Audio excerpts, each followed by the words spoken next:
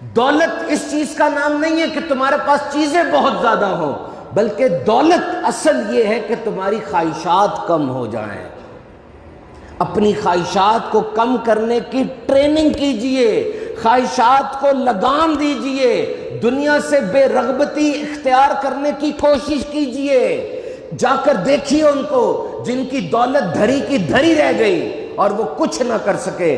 دولت کو ہر چیز کا سولوشن سمجھنے والوں، ایک دفعہ ماضی پر نظر دوڑاؤ اور دیکھو کیا واقعی دولت ہر چیز کا سولوشن ہے؟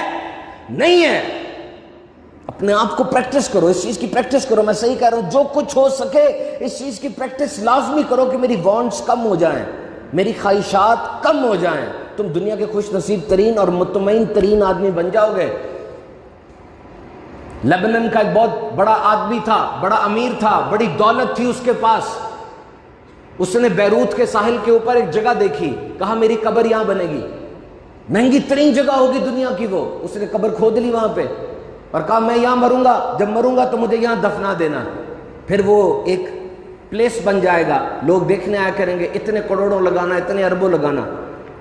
یہ اس نے اپنی طرف سے فیصلہ کیا، اور پھر وہ ذاتی جہاز میں سمندر کے اوپر سے اڑ رہا تھا کہ جہاز پھٹ گیا اور جہاز سمندر میں گرا۔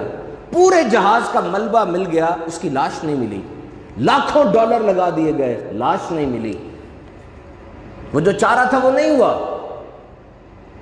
UK کا ایک بندہ تھا، بڑا رئیس تھا، اتنا رئیس تھا کہ حکومت اسے لون لیا کرتی تھی۔ اس کا جو سیم و زر کا کمرہ تھا جس میں اس نے پیسہ، سونا، چاندی، دیگر چیزیں رکھی ہوئی تھی، وہ اس سیم و زر کے کمرے میں ایک دن اندر چلا گیا۔ اندر جا کے دروازہ اس سے بند ہو گیا۔ وہ دروازہ اس طرح کا بنا ہوا تھا کہ باہر سے کھلتا تھا، اندر سے کھل نہیں سکتا تھا۔ اس نے بڑا شور مچایا، لیکن ساؤنڈ پروف کمرے سے آواز کیسے باہر نکلتی؟ اندر پھنس گیا۔ اکثر اس کی عادت تھی کہ وہ بغیر بتائے سیر سپاٹے پہ نکل جایا کرتا تھا، تو گھر والوں نے سمجھا کہ نکل گیا ہوگا، اور وہ اندر پھنسا ہوا تھا، مر رہا تھا، سسک رہا تھا۔ سونے کی اینٹیں سامنے پڑی تھی، کھا نہیں سکتا تھا، بڑے سے بڑی دولت سامنے پڑی تھی، وہ پانی کا گلاس جو جا کے فری آپ لے لیتے ہیں اس کو نہیں مل رہا تھا۔ اس نے مرتے ہوئے خون سے لکھا کہ میں دنیا کا امیر ترین آدمی بھوک اور پیاس سے مر رہا ہوں۔ دولت کس چیز کا سولوشن ہے مجھے بتاؤ؟